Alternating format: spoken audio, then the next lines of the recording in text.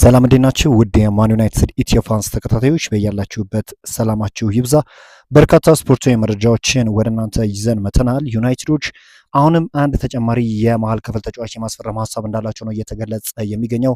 ዮሪ ቴሌማንስ እና እንዲሁም አንድሬ ሳንቶስን ካስፈረሙ በኋላ አሁንም ተጨማሪ የመሀል ክፍል ተጫዋች ማስፈረም እንደሚፈልጉ ነው እየተገለጸ የሚገኘው።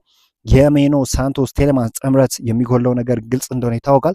ልክ እንደ ጉማሬሽ ያለ ጉልበተኛ ሙሉ ሜዳውን የሚሸፍን ተጫዋች እንደሆነ ይታወቃልና እንዳለመታደል ሆኖ ዩናይትድ በከፍተኛ ዋጋው ምክንያት ከጉማሬሽ ዝውውር መውጣቱ ይታወቃል።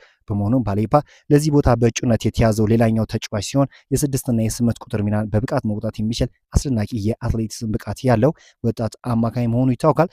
ትንሽ ከኳስ ጋር ያለው እንቅስቃሴ እንደ ድክመት ቢነሳም ከጊዜ ጊዜ እያሻሻለ ይገኛል። በተረፈ ሁሉንም ተሰጥኦ እያሟላ ወጣት አማካኝ ነው። ከዚህ አንጻር ዩናይትዶች አንድ ተጨማሪ የመሀል ክፍል ተጫዋች ማስፈረም ሀሳብ እንዳላቸው ነው እየተነገረ የሚገኘው።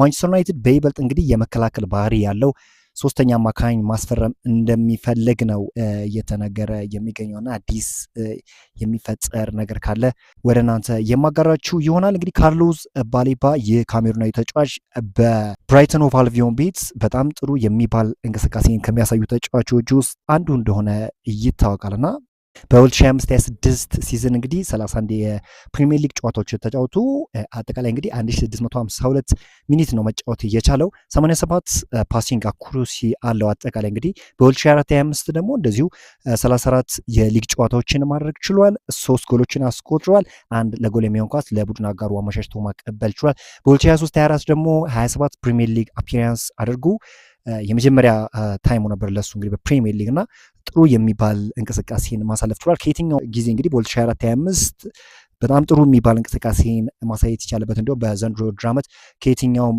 የውድድር ዓመት እንግዲህ ትንሽ የተሻለ የውድድር ዓመት አሳልፏል ለማለት ትንሽ ጥያቄ ያስነሳል። ከዛ ባሻገር እንግዲህ ማንቸስተር ዩናይትዶች ከዚህ በፊት ባለው አቅም ፖቴንሻል ተጫዋቹን እንግዲህ በዋነኝነት በዝውውር ሊስታቸው ውስጥ እንዳስገቡት ነው እየተነገረ የሚገኘው። አዲስ የሚፈጠር ነገር ካለ ወደ እናንተ የማድረሳችሁ ይሆናል። ነገር ግን አሁን ባለው ሁኔታ አንጻር ማንቸስተር ዩናይትዶች አይናቸውን በካርሎስ ባሌባ ላይ አድርጓል።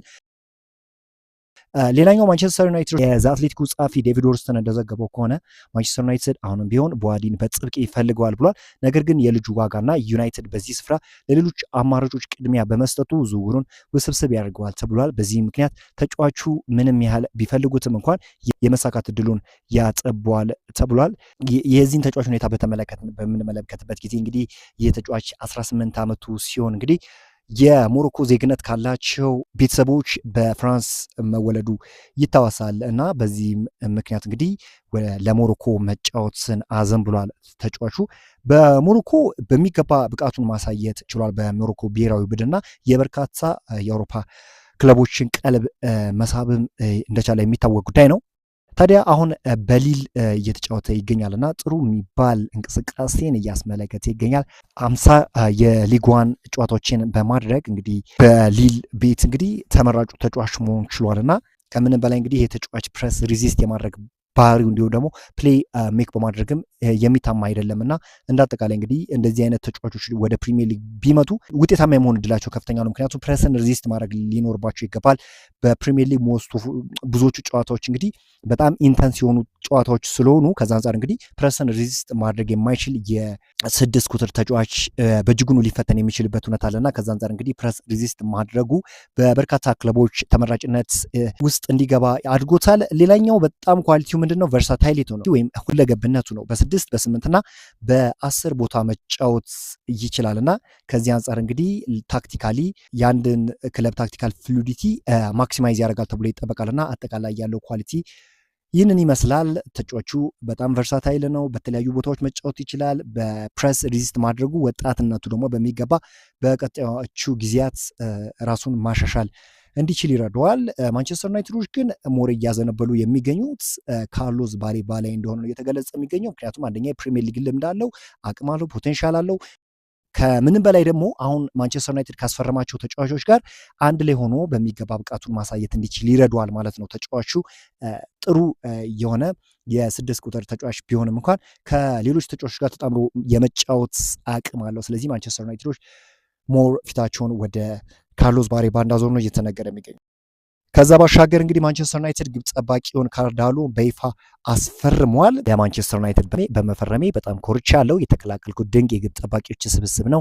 የዚህ ክለብ መለያ የሆኑትን ከፍተኛ ደረጃዎች ለማስከተል ሁላችንም እርስ በርስ በምንደጋገፍበት ጊዜ በጉጉት እጠብቃለሁ። ይህ በእውነት ልዩ አጋጣሚ ነው። በአሁኑ ወቅት ክለቡ እንዴት ባለ አስደሳችና አዲስ ጉዞ ላይ እንዳለ ሁሉም ሰው ማየት ይችላል። እኔም የድርሻዬን በመወጣት የቡድን አጋሮችን ለመደገፍና ስብስቡን ወደፊት እስካሻገር መጠበቅ አልቻልኩም ሲል ነው እንግዲህ አዲሱ ግብ ጠባቂ ካርሎ አርቭ የተናገረው። ማንቸስተር ዩናይትድ የቀድሞውን የሊድስ ዩናይትድ ግብ ጠባቂ ካርዳሎን በነፃ ዝውውር ማስፈረሙን ይፋ አድርጓል። የ35 ዓመት ልምድ ያለው ግብ ጠባቂ እስከ ሰኔ 2028 የሚያቆይ ውል የፈረመ ሲሆን ክለቡ ውሉን በአንድ ተጨማሪ ዓመት የማራዘም አማራጭም አለው ተብሏል። ካርዳሎ በክለቡ እንደ ሁለተኛ ግብ ጠባቂ ሆኖ የሚያገለግል ሲሆን ከሰነላመንስ ጋር በመሆን የዩናይትድን የግብ ጠባቂ ክፍል ያጠናክራል። በዚህ ዝውውር ጋር ተያይዞ የአሁኑ የዩናይትድ ሁለተኛ ግብ ጠባቂ አልታይ ባይንደር የጨዋታ ጊዜን ለማግኘት ክለቡን ለቆ የመውጣት እድሉ ከፍተኛ እንደሆነም ተጠቁመዋል። ይህ ግብ ጠባቂ እንግዲህ የ12 ቁጥር መለያንም የሚለብስ ይሆናል። ይህንን ግብ ጠባቂ በተመለከተ እንግዲህ ይህ ተጫዋች ከዚህ በፊት በአስቶን ቪላ ነበረ እንግዲህ ኬሪየሩን የጀመረው። በወጣትነቱ እንግዲህ ከአስቶን ቪላ በመቀጠል እንግዲህ ኖቲንግሃም ፎረስትንም መቀላቀል ችሏል።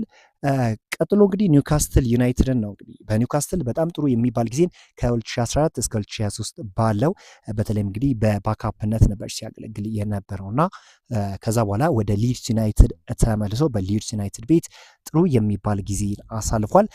ይህ ግብ ጠባቂ እንግዲህ በሾት ስቶፐርነቱ የሚታወቅና በጣም አደገኛ የሆኑ ሽቶችን የሚያድን ሲሆን እንግዲህ በዌልስ ብሔራዊ ቡድን እንግዲህ በኢንተርናሽናል ዲዩቲ በሚገባ ዌልስን ማገልገል የቻለ ድንቅ የሆነ ግብ ጠባቂ ነውና 2025/26 ሲዝን እንግዲህ በፕሪሚየር ሊጉ 22 ጨዋታዎችን አድርገው 5 ክሊንሺት ማስመዝገብ የቻለ ሲሆን ከ40 በላይ ሴቮችንም ማድረግ ችሏል። አጠቃላይ እንግዲህ ፓሲንግ አኩሬሲ ደግሞ ወደ 61% ከመሆኑ አንጻር እንግዲህ በግሩም እንግዲህ ጥሩ የሚባል ሞደርን ግብ ጠባቂ ነው ማለት ይቻላል። ከዚህ አንጻር እንግዲህ ውድድሮች ላይ እንደመሳተፋቸው አንጻር የዚህ ግብ ጠባቂ መኖር ከብዙ መስፈርት አንጻር ለማንቸስተር ዩናይትድ እጅግ ጠቃሚ ነው ተብሎ ነው የሚጠበቀው።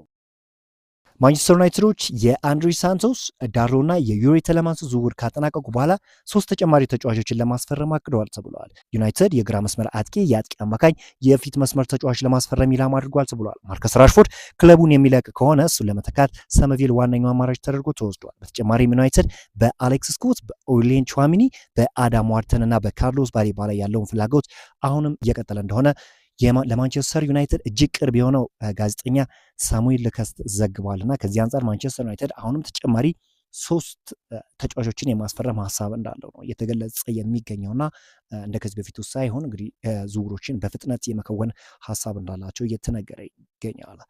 ከዛ ውጪ ተለማንስ እንግዲህ ኮንትራክቱን ፈርሟል። የጤና ምርመራውን በተሳካ ሁኔታ ያጠናቀቀው ተለማንስ በዛሬው ዕለት በካሪንግተን በመገኘት የማን ዩናይትድ ኮንትራክቱን መፈረሙ ተገልጿል። በተጨማሪም የመገልገያ እቃዎችን እንደጎበኘና ሰራተኞችንም እንደተዋወቀ ተነግሯል። ዩሪ ተለማንስ አሁን ላይ የዩናይትድ 3ኛው ፈራሚ ሆኗል። በቅርቡም ዝውውሩ ይፋ እንደሚሆን ይጠበቃል ሲል ሱሊ ዘግቧል። ታዲያ አሁን እንግዲህ ተጫዋች በማንቸስተር ዩናይትድ ቤት ምን አይነት ሚና ይሰጧል፣ ይደምቃል፣ ምን አይነት የውድድር ዘመን ያሳልፋል የሚለውን ነገር የብዙዎች ጉጉት ነው።